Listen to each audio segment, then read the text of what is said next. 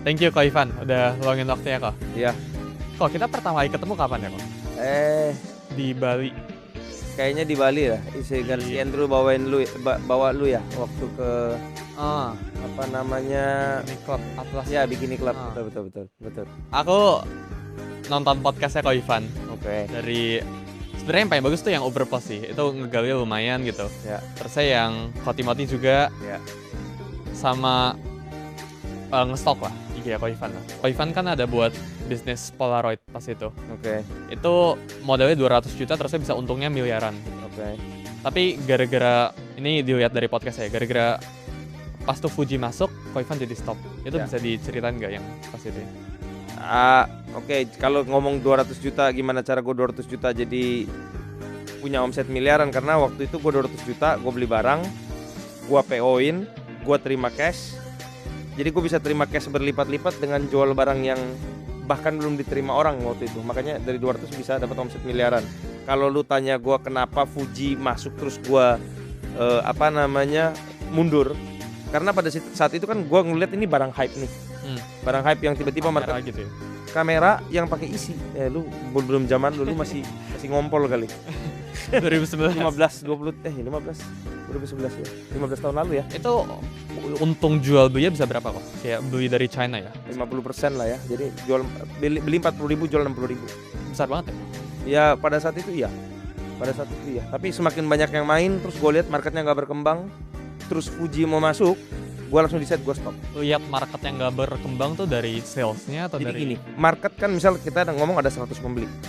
Pada saat itu waktu gue masuk mungkin penjual cuma 2 apa 3 lah mungkin penjualnya. Tapi seiring dengan bertambahnya penjual, 100 ini nggak numbuh, bahkan cenderung turun. Jadi dari 100 jadi 90, 90 jadi 80. Sementara yang jual dari 3 udah 30 nih.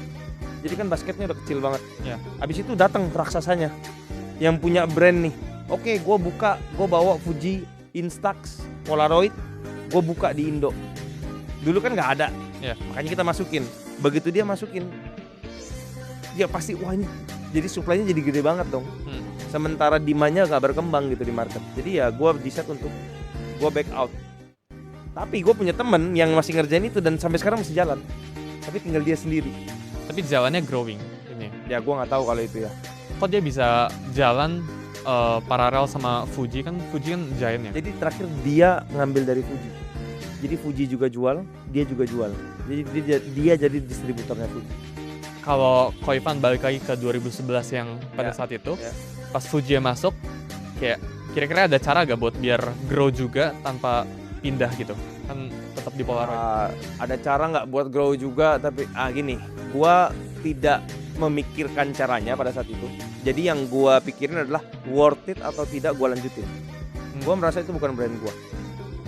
Gak ada keharusan untuk gua gedein marketnya. Gue gedein marketnya yang kenyang juga si Fuji kan. Ya kompetitornya. Jadi buat apa? Habis dari situ ya gue melalang buana cari kerjaan lain sih. Ada checklistnya gak kayak gak worth it tuh harus apa aja gitu? Karena kan kelihatan kan market ini ya namanya cari duit lah ya, kita ngomong kerja atau dagang lah paling ngomong namanya dagang kan intinya harus ada demand dulu.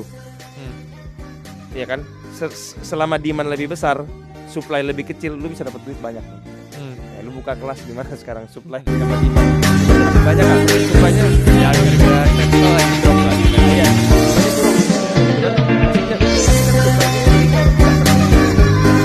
turun. Sama lah, gue lihat nggak worth it-nya pada saat supply-nya bertambah terus, sementara demand-nya berkurang ya gue nggak worth it buat gue lanjutin, apalagi bukan barang gue gitu. Tapi cara tahu demand-nya itu menurun By penjualan lu. Kalau tahu-tahu menurunnya itu bukan gara-gara demand-nya memang turun, tapi nurunnya itu gara-gara ada kompetitor atau gara-gara kita kalah gitu? Bisa juga. Jadi nggak ada spesifik penilaiannya gitu? Iya, tapi kan gini. Spesifik menilainya ya lu makan berapa persen dari market dong sebenarnya. Apa yang lu lakuin lu bisa nge-grab market itu balik. Kalau apa yang lu lakuin lu berasa tidak bisa nge-grab market itu balik, terus ngapain lu kerjain?